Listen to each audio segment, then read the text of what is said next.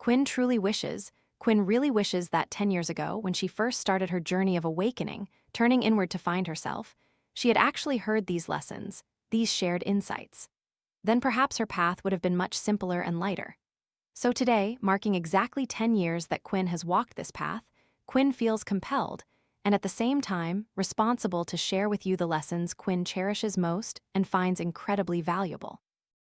And these are also crucial lessons that if you can apply even one of them at the right time, it will help you avoid many future consequences and achieve your desired outcomes on this journey much sooner. And as our Earth passes through a period of great purification, as you've seen, many events have occurred in recent years where those who are upright are becoming clearer, and those who do dishonest things are being exposed, brought into public view. So, this is a phase where the contrast between darkness and light is very stark. I feel it's my responsibility to share these things with you, hoping you can navigate this path as safely and correctly as possible, in light and in love. All right, lesson number 1 is that no method is perfect. This is a lesson Quinn has observed, even within herself. Especially in the early years of this journey, I had a tendency to find a method that seemed amazing, become completely immersed in it, cling to it, and believe it was the ultimate truth, the absolute way. And that inadvertently limited my consciousness. I didn't open myself up to embrace other methods, to gain diverse perspectives on the same situation. Yet truly, it was by doing so that I could reach a state of inner consciousness, where I could view a matter from many different angles, not just the one I favored. So throughout Quinn's journey, Quinn herself has explored many methods. Methods with tools. For methods, I've studied Buddhism, the Bible, and also meditation chanting meditation, and also simple relaxation meditation. And then I also tried methods like journaling, singing, and drawing. And tools like tarot cards, oracle cards, numerology, horoscopes, 4 pillars of destiny, human design, MBTI, so many. It was thanks to these experiences that I realized, by going through all these, I gained a more comprehensive perspective. And thanks to that, I could find the common threads. This is what Quinn often says: learn everything, learn many things, and then find the commonalities within these systems, within these methods. That will give you a more accurate understanding of yourself. So approach these methods with a balanced mindset, everyone. Don't overly deify them. Don't rush into adopting something and conclude it's the absolute best. Allow yourself to experience. And then, once you've had enough experience, like Quinn now, after trying so many things, Quinn truly feels she can practice. Mostly, my practice applies principles from Buddhism. 80% comes from Buddhist teachings, and the remaining 20% comes from the other methods I've experienced. And that makes me feel very content, very comfortable, because I've gone through it all and found my balance point. I don't cling to anything. At any time, I can let go of all these tools and methods. I'm not attached to anything. And this is one reason why, after all is said and done, Quinn primarily chooses to practice according to Buddhist teachings. Because Buddhism isn't just a religion, it's a way of life. And Quinn feels that the Buddha's teachings have many similarities with her inner self. I've always held this view: don't deify any teaching. And don't rush to believe any teaching either. If you have a pair of scissors and you give them to a child and then to an artist, it's still the same pair of scissors. But the child might hurt themselves and others. The artist, however, could create masterpieces. So, the scissors aren't inherently bad, it's about the hands of the user. How much wisdom, inner strength, and understanding that person possesses, that's what truly matters. Therefore, the most important person is you, not the tools. Those tools cannot define who you are, you decide that. And at the right time, with the right person, for the right task, you use that instrument, that tool, appropriately. Then, when it's no longer suitable, you set it down. You don't become dependent on it, you don't become a slave to any tool. Instead, you are the master of your own life, and you play with these tools. That's why Quinn really likes the Magician card in tarot, because this card signifies a magician or an alchemist. This is someone who possesses inner power and can use many tools laid out on their table. They'll use one tool for this, another tool for that, and they can pick it up and put it down. It's not that once they pick it up, they can't let it go. If that happens, then you've become a slave to that tool. And the journey of awakening is precisely about returning to the state of being the master of your own life, not a slave to anyone, any standard, any belief, or any tool out there. In Buddhism, the common imagery is using a finger to point at the moon. The moon here symbolizes the truth within you, that which you are seeking. The finger, then, is merely the tool, the method, be it Buddhist teachings, the Bible, or any other method you're using. It's just a finger. But if after a while you grow too fond of that finger, too captivated by it, you'll no longer see the moon. You'll forget the most important thing, which is the moon. It's like someone who has never seen snow and desperately wants to go to a place with snow, wants to play in it, wants to build a snowman. But all they know about it is through images and words. They might look at pictures online, watch videos, and feel it's very real. Yet it's still just images. It's still just words. This person hasn't truly experienced what snow feels like. Until they truly feel the snow, that sensation, that is the moon. The images, the videos, they are just the finger. But if, from the very beginning, you can grant yourself mental freedom with all methods and tools, your journey will be truly wonderful. No method is perfect, and similarly, when you go to learn these methods, you usually learn from teachers, right? People with experience, with expertise. If you don't really have the right perspective, and often if you start this journey because you feel too distressed, too much suffering, too much pain, and typically you have a childhood, memories of growing up in an unhappy family, not truly feeling loved by your parents, then in psychological terms, your inner child will feel a lack of love. It will feel like there's no adult to lean on, to feel safe, secure, and to grow. So later, as an adult, unconsciously, you will still seek such a figure, perhaps through a lover, husband, wife, or a teacher. This is a pattern Quinn herself once fell into on this path. Unconsciously, I sought a perfect father or mother figure through a teacher. And after 10 years, I realized that no teacher is perfect, just as no parent is perfect. And if you can truly understand this, it will, first, help you find the right teacher sooner, a teacher with a truly pure heart who genuinely wants to give and help you. And second, it will help you avoid those who claim to be teachers but don't truly possess the ability to teach. This is why, originally, Quinn placed this lesson at number 6. Yesterday, Quinn was talking with a friend about this topic: how, on my journey, I was manipulated and misled by many people who called themselves teachers. At that time, I was too naive and lacked experience. And the next reason is because, deep down, I lacked love. And Quinn feels more and more, as I witness others experiencing what I once did, I feel immense compassion. My heart burns with passion, I feel agitated, and I truly care about you all. I want to help you. So Quinn decided to move this lesson up to lesson number 2, because it's simply too important. And perhaps many of you don't have the energy to watch until the end of the video, so Quinn decided to put this lesson at the beginning to make sure you hear at least this one lesson, and that's enough. That's enough. In this world, no teacher is perfect. And in fact, this is a teaching of the Buddha. No teacher can truly liberate you. Only you can liberate yourselves. In plain language, only you can save yourself. Only you can change yourself. Only you can uplift yourself. No one else can lift you up. No one else can change you. No one else can save you. What you perceive as someone saving you is actually because, deep down, you were ready to change at that exact moment. And that person, that so-called teacher, they are merely a catalyst. They say something, but those words touch you because you were already prepared. You were always yearning to find and hear this message. And in that moment, when it connected, transformation occurred within you. And you think you transformed because of the teacher, but no, it came from the knowledge transmitted asterisk through asterisk this person, not from the teacher themselves. They are just a channel. But often, we misunderstand and instinctively deify the teacher. Meanwhile, knowledge itself is the truth, the ultimate reality. That's why Quinn really cherishes the saying, just listen to the knowledge, don't get attached to the person, because as human beings, no one is perfect. No one is perfect. Not Quinn, not you, not even the teachers Quinn has studied with. After a while, Quinn realized that absolutely no one is perfect, and all of us are just trying to get better every day. That's all. You can't become perfect, you can only become better each day. So if you have the expectation that you must find a perfect teacher before you can learn, you'll never truly learn everyone. Or when you are on your learning journey, right? This teacher might make very human mistakes. If you then lose your image of them and consequently dismiss all the knowledge you've gained from them, that's a huge waste. A huge waste. Whatever you can learn, just learn it. Knowledge, learn knowledge, don't idolize people, okay? So if you understand this, you'll see a teacher everywhere. That's the saying, everyone is a teacher. Everyone is a teacher because there will always be something you can learn. And honestly, if there were a perfect teacher, why would we need to learn from many? You could just learn from one person from birth to adulthood. Learn all subjects: math, physics, chemistry, literature, biology, history, geography, awakening, mindfulness, sports, physical education, economics, finance, all from one person. Because that person is perfect, right?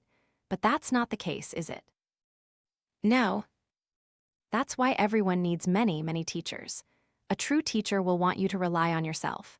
A teacher who isn't genuine will want you to rely on them. Initially, they might use beautiful, profound words and teachings, of course, to gain your trust, to offer you some value, to help you experience some transformation, so that you'll trust them even more, right? But then gradually, you'll feel like you have to follow this person for life. If not, if you let go of this person, you'll face difficulties, or your life won't turn out as you wish. Or they might give you the feeling that without them, you won't be able to grow to your maximum potential. Those are the red flags, everyone. Those are the signs to recognize that, okay, maybe I learned something from this person for a while. Then, when you see that something isn't right, you appreciate what you've learned and move on. It's like the Buddha himself.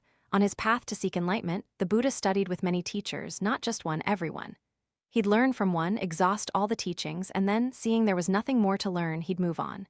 Even though those teachers might have wanted him to stay, he'd feel, no, this isn't quite the level I'm seeking yet, and he'd continue. That is the manifestation of someone who trusts their inner voice, their inner teacher telling them, keep going, my child, there's more.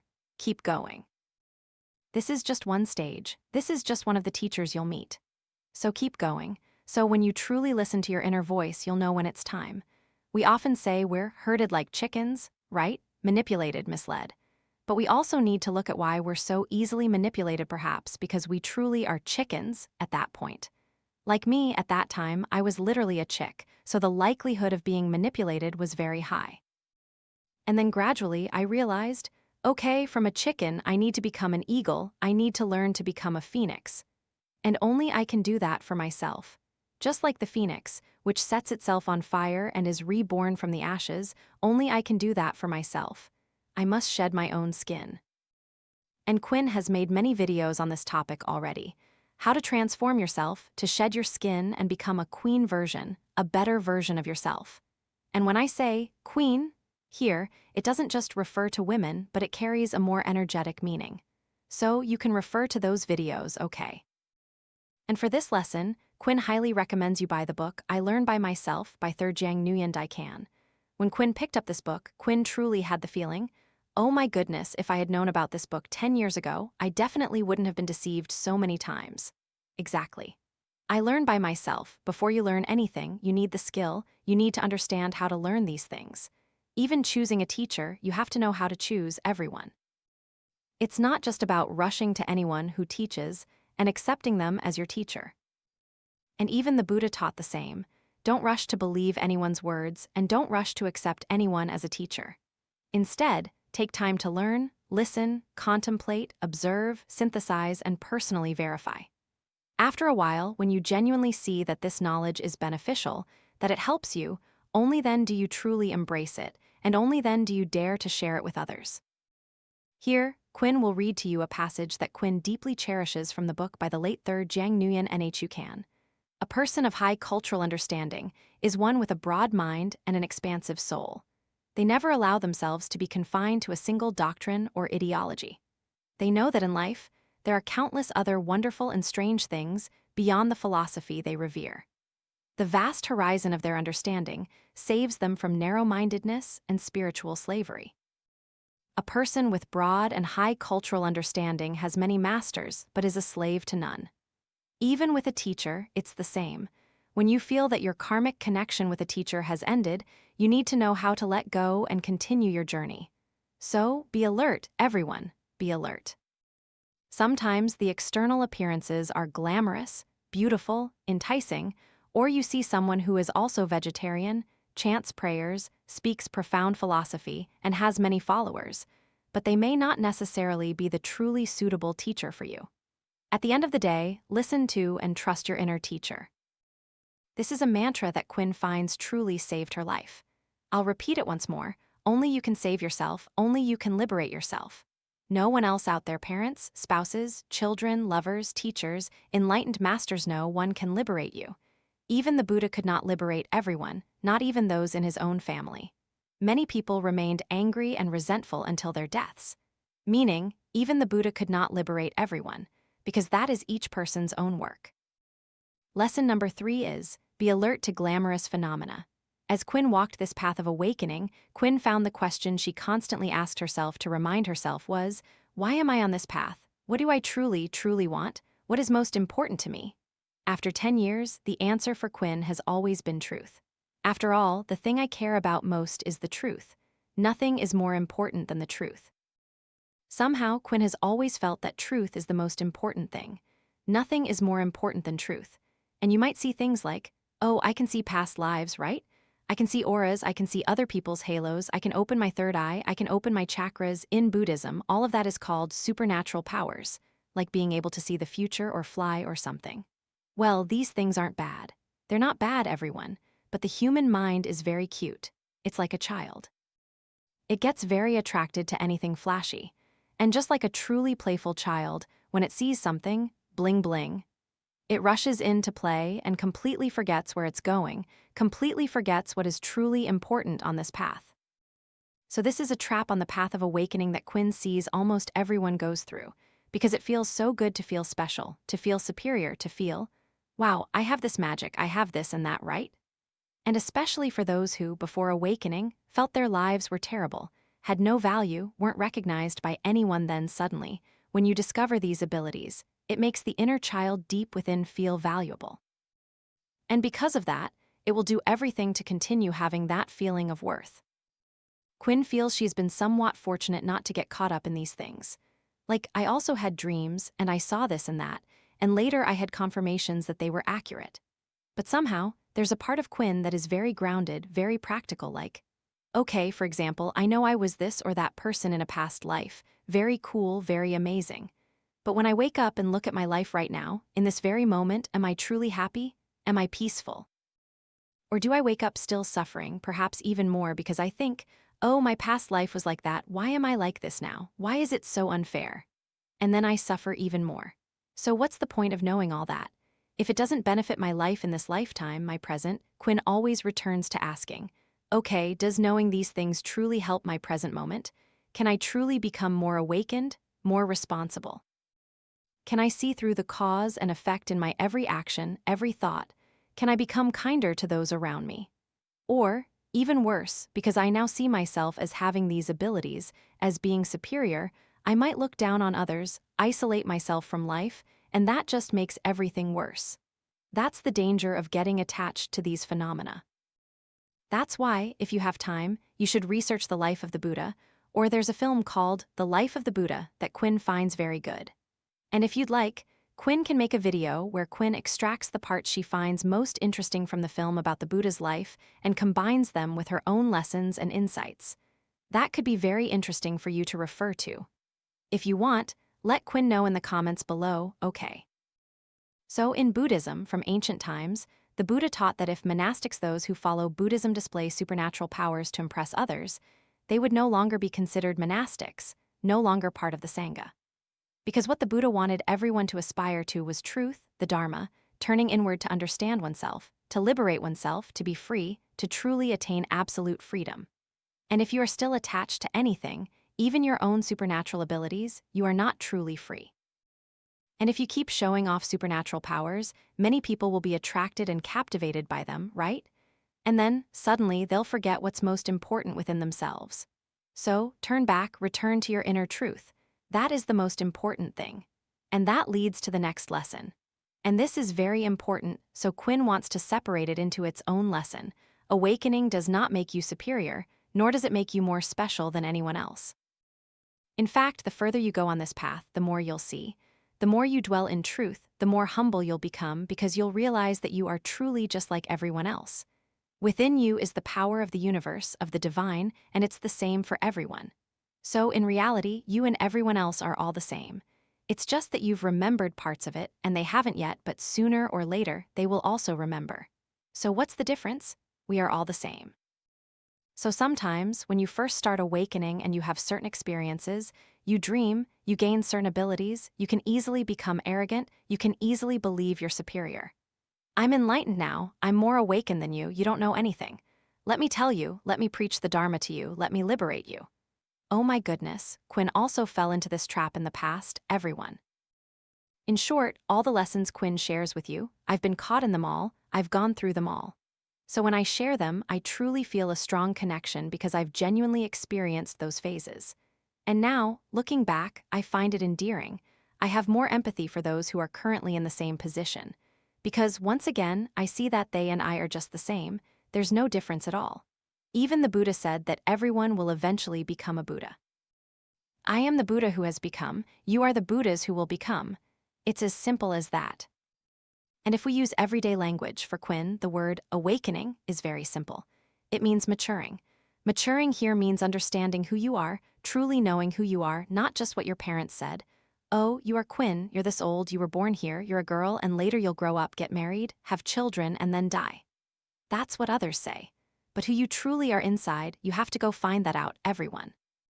So the journey of awakening is precisely about rediscovering your original definition, one that comes from you, not from your parents, not from society, not from your birth certificate, not from your national ID card, not from your astrological chart, not even from numerology, not from anything at all. It's about transcending all of that to ask, who are you? That is a very exciting journey, and once you find it, oh my goodness, Quinn can only tell you that you won't want to go back because it's so wonderful, so incredibly worth it. And this journey has a name, the hero's journey. This is a theory you can look up online. Just type hero's journey and it will come up. Here, Quinn will briefly explain it simply. When you watch superhero movies Superman, Batman, Spider-Man, Iron Man, Harry Potter, Lord of the Rings, or How to Train Your Dragon, the movie recently in theaters, right? All of these share a common pattern. The journey of a hero is from zero to hero, meaning from being a nobody to becoming someone. From being no one to becoming anyone. Wow, it's so incredibly empowering, everyone. So roughly, it's like the beginning, right? It's like, oh, this person is born with all these talents, skills, and powers already within them. But it's hidden for many reasons, like, I'm a superhero, but my parents are ordinary people, so there's no reason or circumstance to activate my powers. I just eat, go to school, and work like normal parents, right?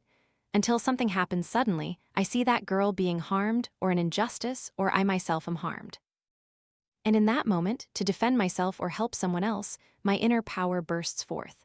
And suddenly, I remember a part of who I am, and I realize, wow, it turns out I'm not the person I thought I was. It turns out I'm not like the people around me as I believed. The common reaction after that is fear, avoidance, trying to go back to a normal life as if nothing happened. And then suddenly, you meet a teacher, a master, a mentor who helps you remember who you are, helps you find the courage to begin this journey right. Then you might train with this teacher for a while, and then you set off to rescue a princess or save humanity or whatever. And along the way, you encounter many challenges, right? Sometimes you face wild beasts, sometimes monsters, sometimes you're deceived, sometimes you fight against this or that creature and lose. Then there's failure and you doubt your own strength, questioning whether you truly have power or if you're just delusional or you think, maybe I should just go back to my old, normal life. It's more comfortable, a stable life, right? Just be stable. But it's already too late. Your inner voice, your power, has been activated. There's no turning back.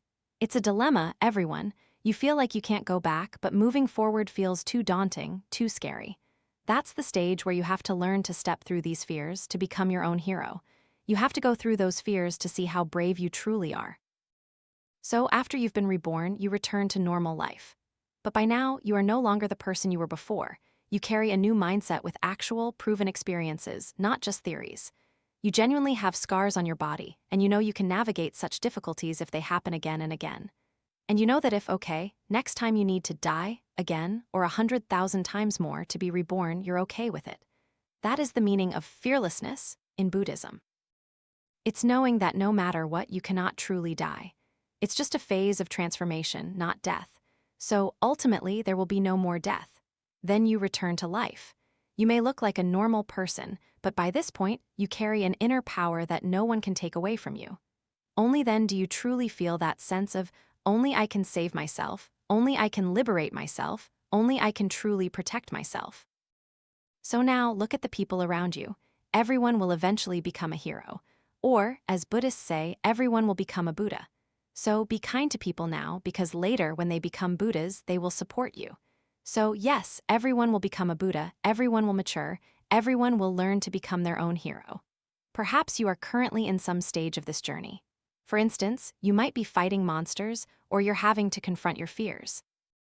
You're doubting yourself and you feel stuck here indefinitely, because negative feelings often feel endless.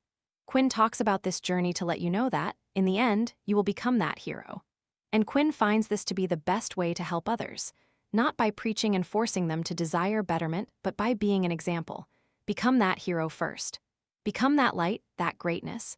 Become a Buddha, become God, become the universe. Because when you are in that state, you are at your strongest, your energy is most potent, your frequency is highest. At that point, simply by being in that state of being yourself, you will have activated the hero within them. You must be a hero to activate other heroes. You must be a Buddha to activate the Buddha nature within others. You are light, you are love, you are the universe, and you will activate the universe within the other person. Alright, lesson number 5 is a misunderstanding that Quinn sees many people fall into, including herself, a lack of complete understanding. When we first awaken, we think, I'm awake now, enlightened, I have to let go of everything, release everything, abandon it all. And after a while I realized, oh, awakening isn't like that at all. Again, I was just caught up in external forms, but it's an inner mindset. It's a mindset, everyone, not just about how you dress or act. Later, Quinn understood that letting go doesn't mean giving up. Letting go here means releasing what is no longer you, what no longer serves you. If you cling to things that are no longer good for you, it will cause suffering and hinder your path to growth and true success, right? So, letting go means letting go of those things. Specifically, letting go of the images and beliefs about yourself that don't originate from you, but once again, come from others, from outside, and often most closely from family. So, letting go here means letting go of what isn't good, what you don't truly want, what isn't truly you. Why? So you have the energy right. Instead of that energy being used to force yourself to do things you don't like, now you have the energy to truly pursue what you love, to truly dare to live as yourself, to have the energy to go inward and become a hero. Oh my, training to become a hero takes a lot of energy, a lot of calories, right? So all your energy must be poured into this journey, not into doing things others force you to do or expect you to do just to make them happy. And Quinn knows many people will have this worry. Especially those who already have families, they might think, oh, for example, I'm doing a job I don't like, but if I quit now, where will the money come from to support my family, right? On this journey, you start searching for what you truly want to do. You learn, you cultivate those skills, and then you start earning income from them. And once it's enough to cover your life and your family's needs, then you can leave that other job. But if you wake up every day thinking, oh my goodness, I have to do things I don't want to do, go to places I don't want to go, meet people I don't want to meet, such a life is incredibly miserable. And once you've truly embarked on the awakening journey, suddenly you won't have the energy, the willpower to force yourself to do things you don't want to do anymore. Suddenly, there's a force within you that will push you towards what you were truly born to do. And in that transitional period between the old and the new, we often feel confused, very afraid, we doubt ourselves. And that's the hero's journey Quinn has already shared with you. So that stage will definitely happen. It has to happen to activate the hidden powers within you. So don't be too confused, don't be too worried, don't doubt yourself too much. This is something that will surely happen so you can shine as yourself. And then, after you've gone through it, you can help others who have also experienced this same state. And because you've done it, your words carry weight, they have credibility. And those people will also feel reassured when there's a predecessor who has gone through it and helps them gain more motivation to navigate such difficult times. So the path of a hero is not just for themselves, but for many, many others who follow. So if you truly want your child to be independent, to stand on their own 2 feet, or in other words, to become a hero in their own life, then you must be the one to achieve that. You must become a hero in your own life. Just doing that, just that alone, will help your child immensely. Because your child will observe how you live daily and imitate that, not just your words, but through your daily actions, how you navigate fear, how you face difficulties. And one more thing, this is something Quinn has experienced many times. When you truly walk the right path, rest assured, the universe will always take care of you financially. Because when you align with the will of heaven, how could heaven abandon you? Because this is what heaven wants you to do. So it will definitely take care of you, it will back you up, it will support you in every way. If not with money, then with people, opportunities, knowledge. Many resources will always come and help you in various ways. Rest assured, this is a promise Quinn makes to you. Because in the past, Quinn was very skeptical about these things when I heard, "Oh my goodness, everything is taken care of on this path, I have to do it myself." But then I realized, okay, truly, when I do what I was born to do, being honest with myself, my life becomes much more abundant and fulfilling. Lesson number 6, spiritual bypass. I suddenly forgot how to translate this into Vietnamese. Perhaps Quinn will insert it later. But right now, this term is very common. Especially in the community of those who practice an awakened lifestyle, this is mentioned a lot because it's so prevalent. It's the phenomenon where a person begins to learn and understand how consciousness works. In short, you have the knowledge, but you use this knowledge to escape your own growth process. Or, in other words, you use your intellectual thinking, sitting here to solve problems, instead of not just understanding it here, but also going down to feel the emotions within your body and connecting logical thinking with your heart center. These to the brain and the heart must synchronize to create true transformation. So this is also a very important stage on the path of awakening. Awakening doesn't mean everything will automatically become perfect. Being enlightened is one thing, remembering who you are is another. But after that, have you truly been able to live in accordance with that truth, with that new understanding, in every single moment, every single second? Or are there times you can and times you can't? That's what the journey of practice means. It's about bringing that understanding into every moment, every second, starting from self-deception. Or simply, it's learning a lot but not practicing. Just theory. The theory sounds great, the lectures are wonderful. Oh my. But when it comes to living to daily life, you're still afraid of everything, still caught up in anger and greed in relationships, still not truly present, not truly listening, not truly embracing and accepting the other person. Then those words, those moral teachings, are meaningless and even very dangerous because they inadvertently create a distance between you and the other person. And you think you're superior, more knowledgeable, more enlightened, so you don't need to change anything. That other person has the problem, not me. Because I'm enlightened, I understand these words, I can speak these words. Very dangerous, everyone. So that's called spiritual bypass. There's this story. A mother knocked on her child's bedroom door, telling the child it was time to wake up for school. She called at 7:00 a.m. "No, I'm not going, let me sleep a little longer. Just 10 more minutes." After 10 minutes, the mother knocked again. "Wake up, hurry to school, you're late, you're going to miss it. Give me 10 more minutes, just 10 more minutes." After another 10 minutes, still no. I'm not going, I'm not going." "Why do you have to go?" the mother said. "Because you are the principal of that school, so you have to go." When Quinn read that story, Quinn laughed so much because it's so profound. It means that when you realize you have an ability, a strength, a significant position, or you realize your inner power, everyone the image of the principal symbolizes that you are a person with certain power, right? Certain authority. But you refuse to go to school, refuse to face the teachers and students, and just want to stay in your room, content with the belief that, "I'm already the principal, I don't need to go to school anymore. I don't go to school, I don't need to work, I'm still the principal." It's like an awakened person. "Oh, I'm awakened, I don't need to engage with the world anymore, I don't need to meet people, I'll just live in a cave, peaceful and free." That's not wrong, mind you, if you have truly, truly been able to let go of all obstacles in your mind. What Quinn is talking about here is when we are still very attached, but we don't dare to face those things. Deep down, we know if we step out and meet people, we'll immediately get angry and competitive. We'll be triggered immediately, we'll react immediately, and we don't want to accept the feeling that we are not peaceful. We want to be enlightened, we want to be divine, we want to be peaceful all the time. So this is also a very important stage on the path of awakening. So even after the Buddha attained enlightenment, his cousin Devadatta, who had always been envious and wanted to harm the Buddha from childhood, also became a monk and joined the Sangha with the desire to usurp the Sangha and become its leader instead of the Buddha. But in the end, he harmed himself. He tried to assassinate the Buddha, but was ultimately defeated and died. Later, the Buddha said he was very grateful to this cousin. Because it's as if, thanks to people like that who constantly try to provoke you, You can see if there are truly any points within yourself that you haven't let go of, if you're still clinging to anything, if you're still angry or resentful. You need people like that. So the journey of awakening isn't about everything automatically becoming peaceful and hoping you won't face any difficulties or challenges. Instead, this journey, as Quinn has said, is about becoming a hero, meaning you courageously dare to pass through challenges, not that there are no more challenges, but that you bravely go through them and transform them. So pay attention, okay?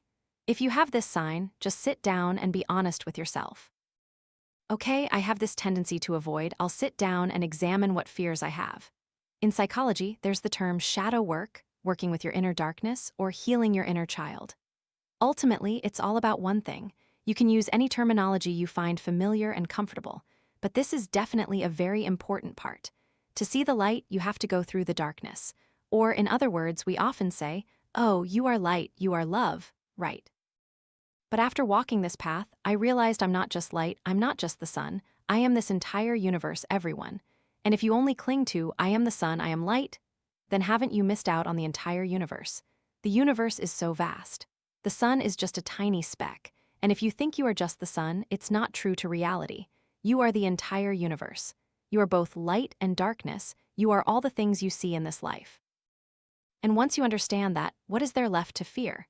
When you reclaim all of that, that's the journey back to truth, to finally realize that this is the door to absolute freedom, and there's nothing left to fear.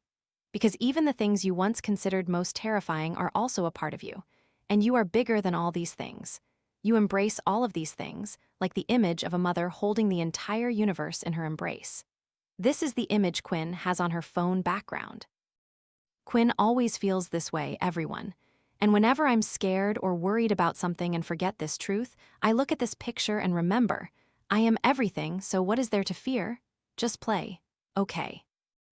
Lesson number 7 is that everything is meaningless when your body is sick. And if you watch the film The Life of the Buddha, this is depicted very clearly. And Quinn herself, before Quinn watched about the Buddha's life, had inadvertently gone through similar experiences. Before that, I ate very lavishly, very normally like everyone else. Then, after I awakened, I truly became like an ascetic, everyone. I ate very little, very, very little, and for a period I ate raw foods. After eating raw foods for about a year, nearly 9 months, Quinn felt her body was unstable. It became colder and colder. Despite sunbathing every day to the point of being completely tanned, I still felt cold inside. Then I reduced it, like eating 3 meals a day, then 2, then 1, and some days I only drank water. It was like practicing asceticism, thinking, oh, I must overcome the temptations of this body to attain enlightenment. But I hadn't seen enlightenment yet, only fainted and struggled to breathe. I was shaking, on the verge of collapsing. Going to the doctor cost a fortune. It was then that I realized, okay, none of this truly helps me find a middle path, a balanced way to live a peaceful, long-lasting life. It's not sustainable, everyone. It's not sustainable. And I needed things that would help me go the long distance. So later, Quinn returned to eating normally. I don't call it purely vegan or raw food or anything, but simply listening to my body, trusting my body more than any method, any saying, any doctrine out there, because I've tried it. So now I simply ask, okay, what does my body need? And I give it that. And the Buddha was the same. In the past, the Buddha was a prince, he ate lavishly, lacked nothing, right? Then he began his ascetic practice, doing similar things. He ate less and less, to the point of only drinking water, and then he collapsed by the river. After a young girl gave him milk, the Buddha slowly awoke, and that young girl said, "Goodness gracious, what kind of ascetic practice is this? You're tormenting your body so much, you haven't even achieved enlightenment, and you're already at death's door. How can you practice like that?" At that moment, the Buddha had a sudden awakening. Oh my, this young girl's words are truly profound. This is the real truth. It was like, I've been practicing asceticism for so long, and these are some of the truest words I've heard. From then on, the Buddha was like, okay, I'll eat whatever is offered through alms, no distinctions anymore.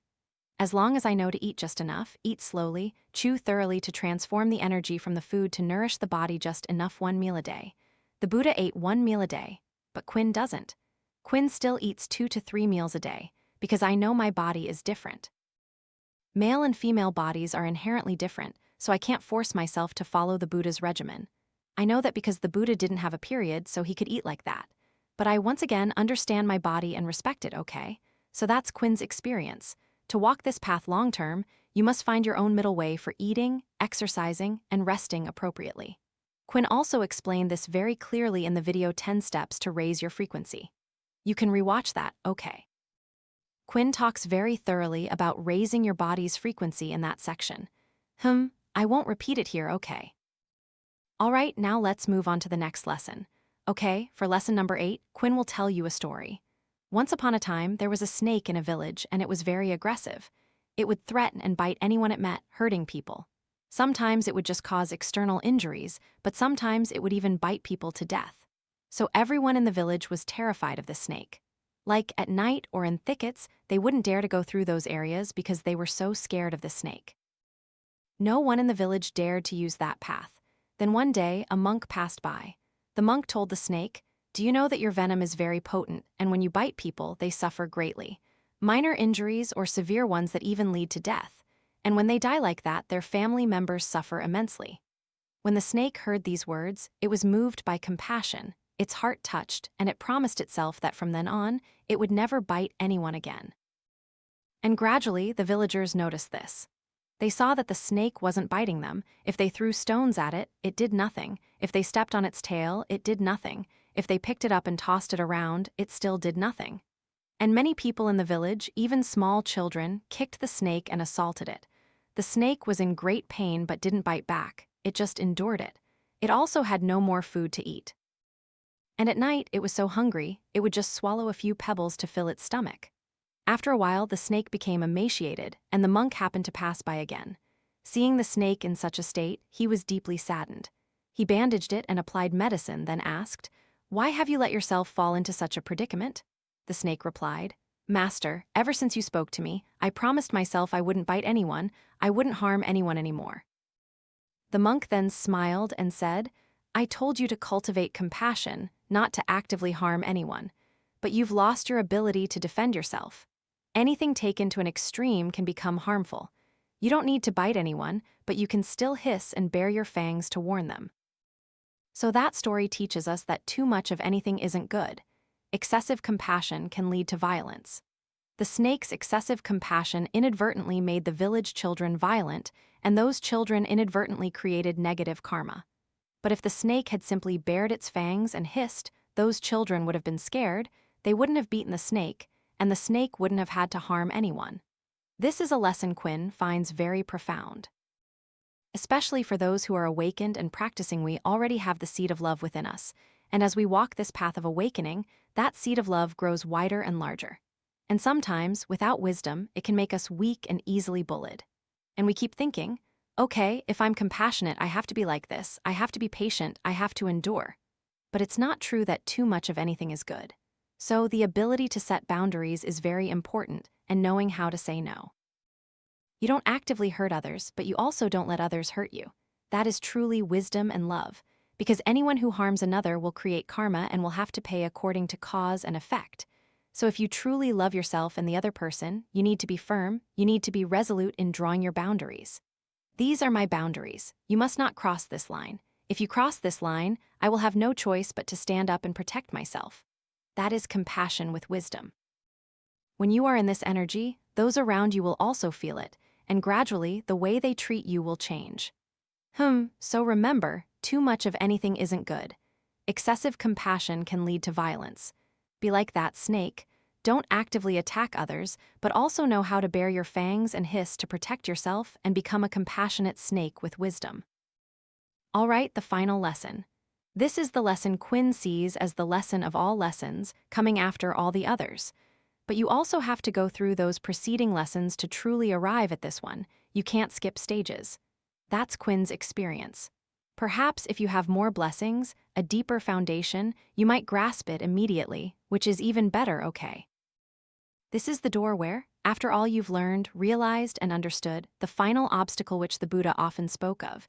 Especially for advanced practitioners, this obstacle is very subtle, invisible, and at the same time very vast. It is to understand everything, to know everything in order to let go of everything, to release everything. Only then can you truly understand what truth is, or in Buddhism, it's called nirvana. But for me, it's simply truth. It is truth, and truth cannot be expressed through words or images. It can only be felt. Because imagine, this truth encompasses everything. And from this truth, words, images, and our very selves are born. It's like grains of sand in the ocean. The ocean can understand, can see the grains of sand. But how can the grains of sand understand the entire ocean? It's just a tiny bit lying there, right? It can feel the ocean's currents, feel its vastness, feel its warmth, feel its freedom. And only then do I begin to understand the teachings of the masters. No matter how much they say, they still cannot precisely convey what they mean. Or, as the Buddha said, I have taught the Dharma for 45 years, but in truth, I have not uttered a single word. Truly, it can only be through feeling. And that is also one of the Buddha's final teachings. Regard my Dharma as a raft to help you cross the river. And once you've crossed the river, you wouldn't carry the raft with you, would you? With a very normal mindset, an ordinary person would leave the raft behind and simply walk on into a new land. So, for you to truly step into a new space, truly be yourself, you need to leave behind all the teachings, all the knowledge that helped you cross that river. Only then can you truly see who and what you are. And Quinn herself has had such experiences, and Quinn would like to read an excerpt from Thich Nhat Hanh's book, No Death, No Fear. When you have a match, you have the conditions to create fire. If the flame you light with that match has enough time, it will burn up the match itself.